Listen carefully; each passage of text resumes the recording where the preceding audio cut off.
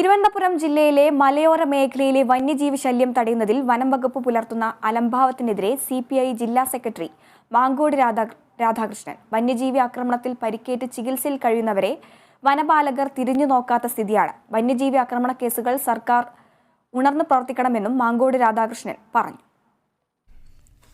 വിതുര നന്ദിയോട് റോഡിൽ കാലങ്കാവിൽ കാട്ടുപന്നി ബൈക്കിലിടിച്ചുണ്ടായ അപകടത്തിൽ പരുക്കേറ്റ് ചികിത്സയിൽ കഴിയുന്ന ശ്രീകണ്ഠൻ, പനക്കോട് ഷിജു എന്നിവരെ സന്ദർശിച്ച ശേഷം സംസാരിക്കുകയായിരുന്നു സിപിഐ ജില്ലാ സെക്രട്ടറി. വനാതിർത്തി പ്രദേശങ്ങളിലെ താമസക്കാർ ഭീതിയിലാണ്. വീടുകളിൽ അന്തി ഉറങ്ങാനോ കൃഷിയിടങ്ങളിൽ മനസമാധാനത്തോടെ പണിയെടുക്കാനോ കഴിയാത്ത അവസ്ഥയാണ്.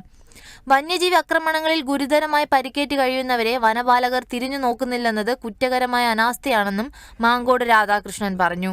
ഈ മലയോര മേഖലയിലെ തീർച്ചയായി കാട്ടുമൃഗങ്ങളുടെ ശല്യം ജനങ്ങളാകെ വലിയ ഭീതിയിലായിരിക്കും.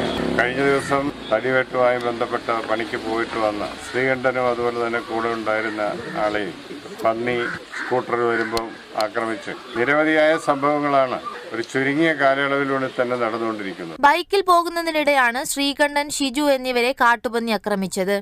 ഇരുവരും ജോലി കഴിഞ്ഞ് നന്ദിയോട് നിന്ന് മടങ്ങി വരവെ റോഡിനോട് ചേർന്ന് വനത്തിൽ നിന്ന് ഓടിയെത്തിയ പന്നി ബൈക്കിൽ ഇടിക്കുകയായിരുന്നു. ഇടിയുടെ ആഘാതത്തിൽ ബൈക്ക് ഓടിച്ചിരുന്ന ശ്രീകണ്ഠനും പിന്നിലിരുന്ന ഷിജുവും റോഡിൽ തെറിച്ചു വീഴുകയായിരുന്നു. കാലങ്കാവ്, ഓരുകുഴി, നവോദയ ഭാഗങ്ങളിൽ കാട്ടുപന്നി ശല്യം രൂക്ഷമാണെന്ന പരാതി വ്യാപകമാണ്. നെടുമങ്ങാട്, കാട്ടാക്കട താലൂക്കുകളിൽ 3 മാസത്തിനിടെ 100 കണക്കിന് ആളുകൾക്കാണ് കാട്ടുപന്നി ആക്രമണത്തിൽ പരിക്കേറ്റത്. Kerala vision news, Thiruvananthapuram.